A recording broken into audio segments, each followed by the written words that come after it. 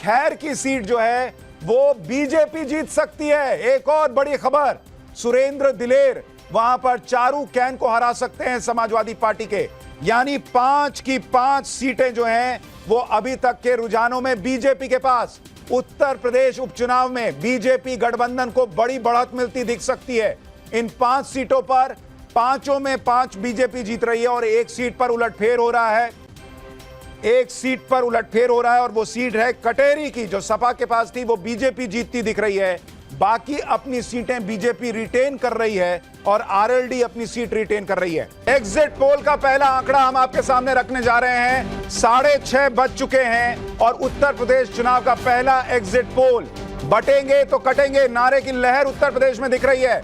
UP के उपचुनाव की सभी 9 सीटों का एग्जिट पोल हम आपके सामने रखने जा रहे हैं। सबसे पहले आपको बताते हैं कि हमारा एग्जिट पोल क्या कह रहा है गाजियाबाद को लेकर। गाजियाबाद में संजीव शर्मा वर्सेस सिंहराज जाटव वर्सेस परमानंद गर्ग, और हमारा एग्जिट पोल दावा कर रहा है कि गाजियाबाद में बीजेपी जीत रही है। एग्जिट पोल के मुताबिक गाजियाबाद में बीजेपी जीतेगी, ये सर्वे में निकल कर आ रहा है। गाजियाबाद पिछली बार भी बीजेपी जीती थी, इस बार भी बीजेपी जीतेगी। ये बीजेपी का गढ़ एक तरीके से रहा है, यानी बीजेपी अपनी गाजियाबाद सीट को रिटेन कर रही है। यूपी उपचुनाव में बड़ी खबर। इसके बाद दूसरी बड़ी सीट मीरापुर, जहां पर आरएलडी बीजेपी मिलकर चुनाव लड़ रहे हैं। आरएलडी का कैंडिडेट है। हमारा एग्जिट पोल कह रहा है कि आरएलडी के मिथिलेश पाल इस बार चुनाव जीतने जा रहे हैं मीरापुर सीट से। यह मीरापुर सीट पिछली बार सपा गठबंधन के पास थी, क्योंकि पिछली बार आरएलडी सपा के साथ थी 2022 में। इस बार आरएलडी बीजेपी के साथ है। यह सीट बीजेपी ने आरएलडी को दी और मिथिलेश पाल वहां पर चुनाव जीतने जा रही हैं। उन्हें वहां पर जीत मिलेगी। यानी अभी तक उत्तर प्रदेश की 2 उपचुनाव की सीटें दोनों बीजेपी गठबंधन के पास जा सकती हैं, हमारा एग्जिट पोल दावा कर रहा है। तीसरी सीट कटेरी। कटेरी की सीट जो है वो पहले समाजवादी पार्टी के पास थी, लेकिन इस बार हमारा सर्वे दावा कर रहा है कि धर्मराज निषाद वर्सेस शोभावती, जो समाजवादी पार्टी की कैंडिडेट हैं। लेकिन यहां पर जीत बीजेपी के कैंडिडेट को मिलेगी, यानी यूपी उपचुनाव में बड़ा उलटफेर हो सकता है। एग्जिट पोल हमारा कह रहा है कि भाई कटेरी में जो समाजवादी पार्टी है वो अपनी सीट जो उसने पिछली बार जीती थी वो गंवा सकती है, और धर्मराज निषाद बीजेपी के चुनाव कटेरी में जीत सकते हैं। यानी ये बहुत बड़ी खबर। यूपी उपचुनाव में पहले उलटफेर की खबर आ गई है। पहली सीट गाजियाबाद बीजेपी की थी, बीजेपी रिटेन कर सकती है। दूसरी सीट आरएलडी की थी, आरएलडी रिटेन कर सकती है, लेकिन इस बार आरएलडी बीजेपी के साथ है। और तीसरी सीट जो है वो कटेरी की सीट है, जहां पर उलटफेर हो रहा है। सपा पिछली बार जीती थी, इस बार बीजेपी जीत सकती है, यह एग्जिट पोल दावा कर रहा है। अब चौथी सीट इस उपचुनाव में फूलपुर की सीट। यहां फूलपुर पर हमारा एग्जिट पोल दावा कर रहा है कि यह सीट बीजेपी जीतेगी। 4-0 से बीजेपी गठबंधन आगे।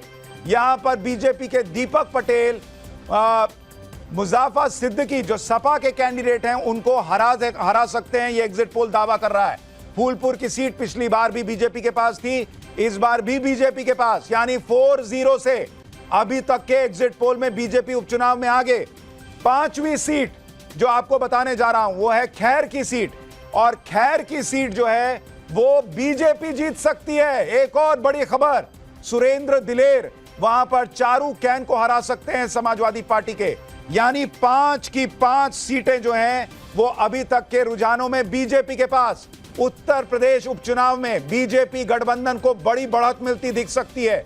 इन 5 सीटों पर 5 में 5 बीजेपी जीत रही है और एक सीट पर उलटफेर हो रहा है।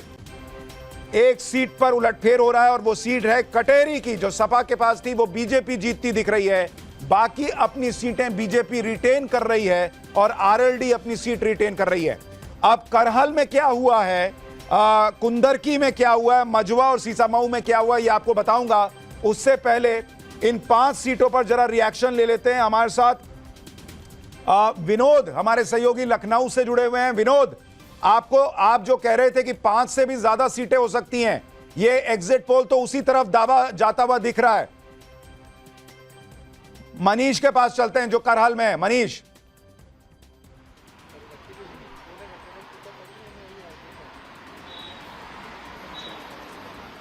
की मुख्यमंत्री योगी आदित्यनाथ जैसे लोगों से मिले, लोगों को अपने साथ जोड़ा, नारे के जरिए कनेक्टिविटी जनता में रही और वोटों का जो गुना गणित होता है उसे अपने पक्ष में करने की जो कवायद दिखी, उसी का नतीजा एग्जिट पोल के जरिए यहां पर सामने है कि कटहरी जैसी सीट जिस पर समाजवादी पार्टी मजबूत हुआ करती थी, लालजी मरवा वहां से चुनकर आए थे, जो सांसद हो गए, वो समाजवादी पार्टी के खाते से जाती दिखाई दे रही है। और इसके पीछे वजह यही है कि जो मतदाता लोकसभा चुनाव में बीजेपी से छिटककर समाजवादी पार्टी में चले गए थे, अब वो शायद ओबीसी का वो तबका जो कि यादव जी, आपको क्या लग रहा है 5-0 जो अभी तक दिख रही है सीटें, कटहरी सपा हार सकती है, आपको ऐसा लग रहा है?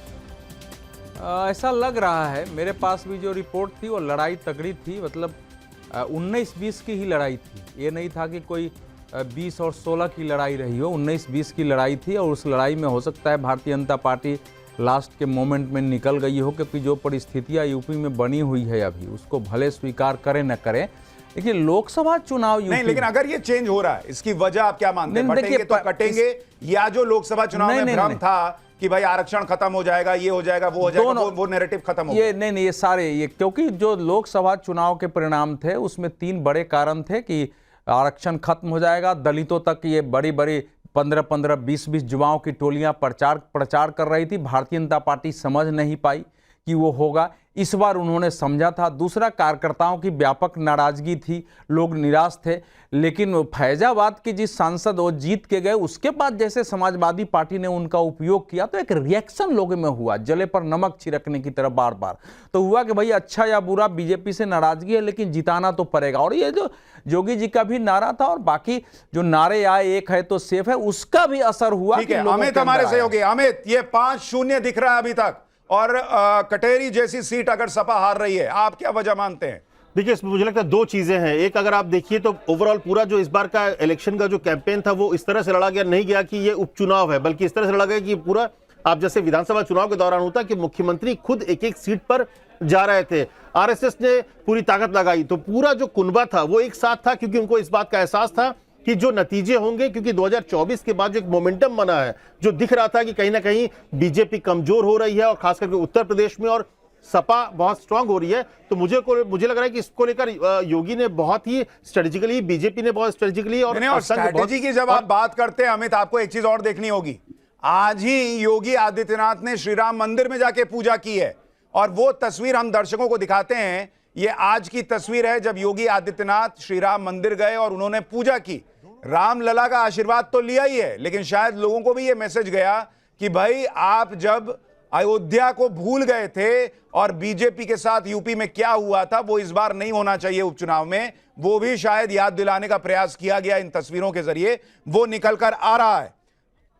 एक बार जल्दी से फराज किदवई के पास चलते हैं। फराज भाई, यूपी में तो मामला गड़बड़ दिख रहा है आपका एग्जिट पोल के मुताबिक।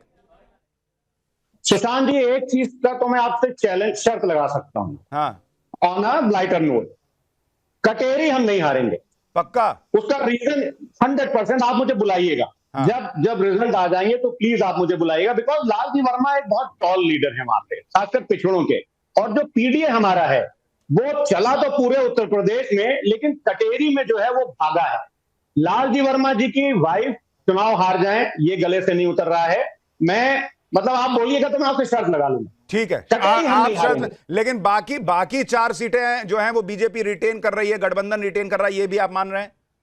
नहीं, देखिए हम जो हैं वो कम से कम शर्त नहीं लगाइएगा, सीटें जीत रहे हैं। कम से कम हम 7 सीटें जीत रहे हैं। 7 जीत रहे हैं? 7, मार्क माई वर्ड। क्योंकि हम, आप देखिए, अच्छा, कौन से 2 हार रहे हैं वही बता दीजिए। नहीं, वो मैं कैसे बता दूं। लेकिन अभी जैसे मैंने आपने भी गाजियाबाद का जिक्र किया, जब एक 20 सेकंड दे दिएगा, जब हम ये बोलते थे हम फैजाबाद जीत जाएंगे तो लोग हंसने लगते।